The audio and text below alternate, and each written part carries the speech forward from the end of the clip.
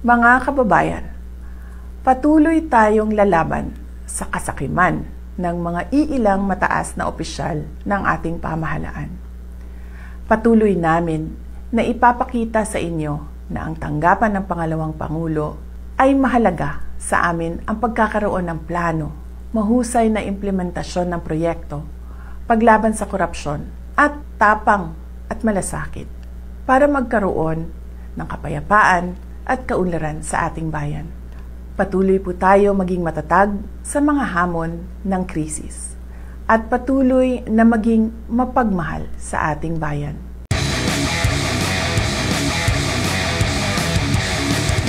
Assalamualaikum warahmatullahi wabarakatuh. Madayaw, umayong adlaw kaninyong tanan. Magandang araw sa inyo lahat.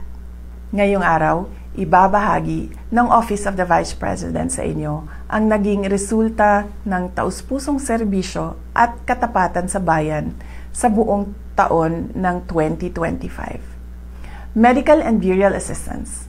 Alam nating malaking hamon ang pagkawala ng pondo para sa ating social services ngayong taon. Ngunit sa bawat krisis na hinaharap ng ating kababayan, kailangan ng gobyerno ng matatag na solusyon. Hindi kami pumayag na maging dahilan ang kakulangan ng budget para maputol ang serbisyo. Sa halip, nakipagtulungan kami sa ibang ahensya ng gobyerno at nagtagumpay na makakuha ng alternatibong pondo. Dahil dito, nananatiling bukas ang ating assistance windows nitong taong 2025. Nakapagbigay tayo ng tulong sa 4,643 na Pilipinong may karamdaman. At nakatulong ang ating burial assistance sa 1,377 beneficiaries.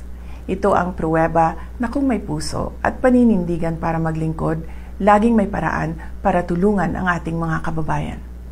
Disaster relief and relief for individuals in crisis and emergencies program. Ang OVP ay laging handa sa panahon ng krisis. Ang ating Disaster Operations Center ay patuloy na naghahatid ng agarang tulong. Sa kabuuan, umabot sa 73,054 na pamilyang Pilipino na naapektuhan ng kalamidad ang ating natulungan. Kabilang dito ang 9,129 na pamilyang nakatanggap ng donated items. As part of our rapid response to the 6.9 magnitude earthquake in Cebu, and the Mount Canlaon eruption, OVP distributed 2,514 bags of 25 kilo rice. Kamakailan, personal kong pinangasiwaan ang relief operations sa Negros Occidental at Cebu para sa mga pamilyang sinalanta ng magkasunod na bagyong Tino at Uwan. Hindi rin natin kinalimutan ang ating mga bayaning frontliners at rescuers. Ang Kalusugan Food Truck ay nakapagpakain ng 1,866 na volunteers, rescuers at frontliners. Sa pamamagitan ng ating RICE program, nakapaghatid tayo ng kabuang 56,575 bags of rice and essential food items sa mga response zones. Pagbabago 1 Million Learners and Trees campaign. Ang ating pagbabago campaign ay ang ating pamumuhunan sa kinabukasan ng ating bansa. Ngayong taon, nalampasan na natin ang ating target. Nakapagtanim tayo ng higit 1 milyong puno sa buong bansa, 3 years ahead of schedule. Bilang simbolo ng dedikasyon, inakyat ng ating team sa Southern Mindanao ang Mount Apo, ang pinakamataas na bundok sa bansa, para magtanim ng tinikaran trees at markahan ang ating millionth milestone.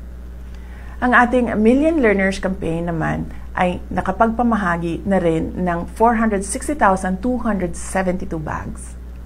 Direkta itong nakarating sa mga remote areas tulad ng Ubo-Manuvo Indigenous Peoples Learners sa Kidapawan City. Magnegosyo taday. Ang pag-ahon sa kahirapan ng bawat pamilyang Pilipino ay prioridad natin. Sa pamamagitan ng Magnegosyo taday, nakapagbigay tayo ng suporta sa kabuuang 15 groups at 2,245 aspiring entrepreneurs ngayong taon. Libreng sakay program. Ramdam natin ang bigat ng presyo at bilihin at pamasahe.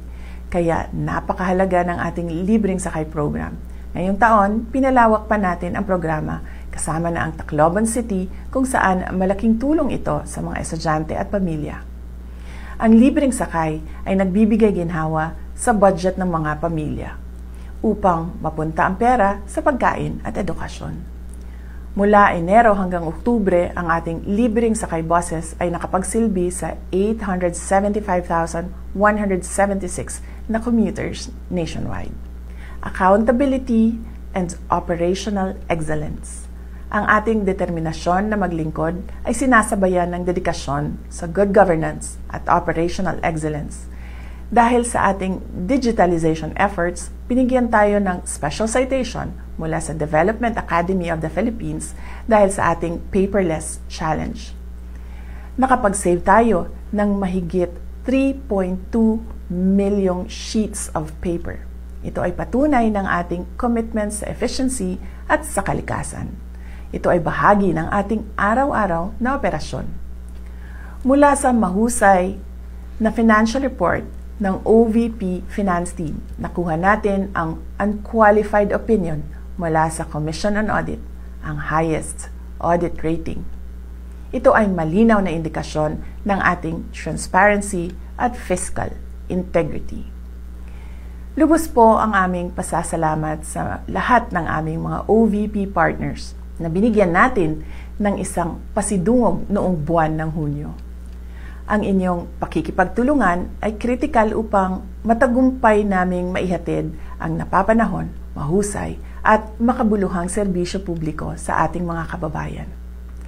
Mga kababayan, patuloy tayong lalaban sa kasakiman ng mga iilang mataas na opisyal ng ating pamahalaan. Patuloy namin na ipapakita sa inyo na ang tanggapan ng pangalawang Pangulo ay mahalaga sa amin ang pagkakaroon ng plano, mahusay na implementasyon ng proyekto, paglaban sa korupsyon at tapang at malasakit para magkaroon ng kapayapaan at kaunlaran sa ating bayan. Patuloy po tayo maging matatag sa mga hamon ng krisis at patuloy na maging mapagmahal sa ating bayan. Gikan sa tibuok opisina sa Vice Presidente, naghinaot mi sa inyong malipayong pagsaulog sa Pasko ug kasadya sa inyong bagong tuig. Mahalin natin ang Pilipinas para sa Diyos sa bayan at sa bawat pamilyang Pilipino. Syukran.